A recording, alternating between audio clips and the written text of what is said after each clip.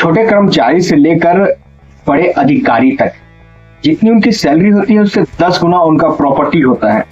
क्या है राज कि उनके पास इतना पैसा इतनी जल्दी वो कमा ले रहे हैं और कैसे वो इतना पैसा को इतनी जल्दी कमा पा रहे हैं। जो सरकारी अधिकारी होते हो, चाहे चपरासी हो या चाहे बड़े जज के पद पे हो या चाहे कोई भी पद पे हो, जितना उनकी अगर आप पूरे जीवन भर की उनके आय को अगर कैलकुलेट करें तो उससे 10 गुना ज्यादा उनके पास संपत्ति उस समय होता है जब वो ज्वाइन करने के कुछ सालों बाद ही उतना पैसा कमा लेते हैं। तो क्या है इसके पीछे का राज? एक उदाहरण के माध्यम से मैं आपको समझाता हूँ क्या है इसके पीछे का राज।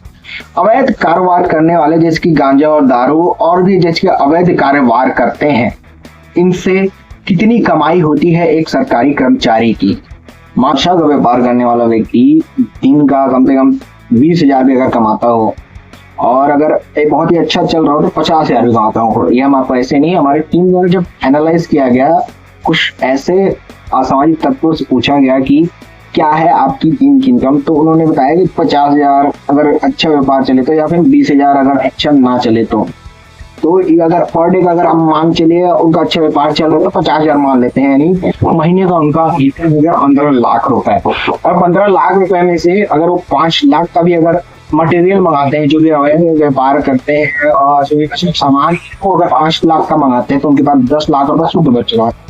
तो 10 लाख रुपए में से सोचिए कितना अधिकारियों को जाता होगा, कितना उनके पास रहता होगा।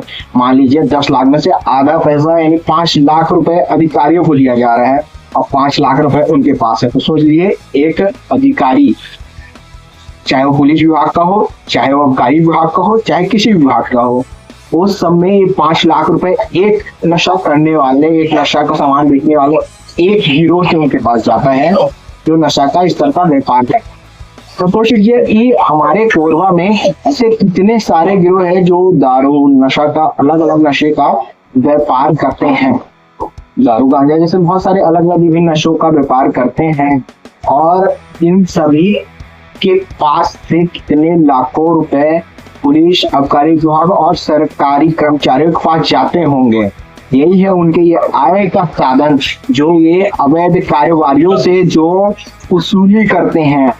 आमतौर पे आपके भाषा में बोला जाए तो ड्रिंक्स लेते हैं, इनका अलग से जो अलग इनकम है इनका। अवैध कारोबार से ये पैसा लेकर लाखों करोड़ों रुपए कमाते हैं। इससे एक आम जनता को क्या परेशानी होती है? आप यही सोच रहे होंगे कि मैं क्यों बोल रहा हूँ कि अवैध कारोबारियों से ये लाखों करोड़ों रुपए कमा रहे हैं, इससे क्या मुझे क्या दिक्कत है, आम जनता को क्या दिक्कत है, आपको क्या दिक्कत है?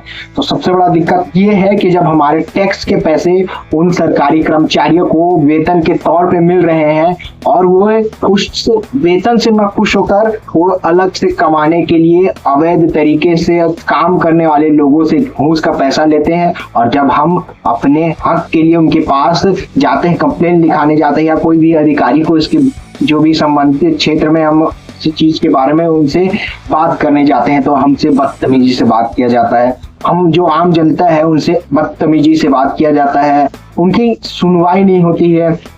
इस तरह क्यों होता है? क्योंकि वो अपने वेतन से कई गुना ज्यादा घूस के तौर पे उनसे लेते हैं और उनके वफादार बन के रहते हैं। आप बोल सकते तलवार चाटने वाले कुत्ते बन के रह जाते हैं।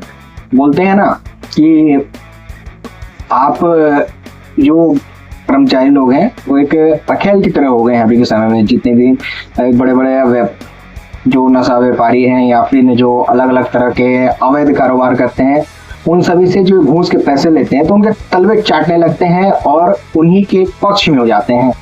तो ऐसे ही लोगों के लिए आप क्या कहना चाहेंगे? कमेंट में जरूर बताइए कि क्या आपके साथ भी ऐसा कुछ घटना हुआ है जिसको लेकर आप हमें बताना चाहें तो हमारे इस YouTube चैनल के माध्यम से आप हमें बता सकते हैं। नमस्कार।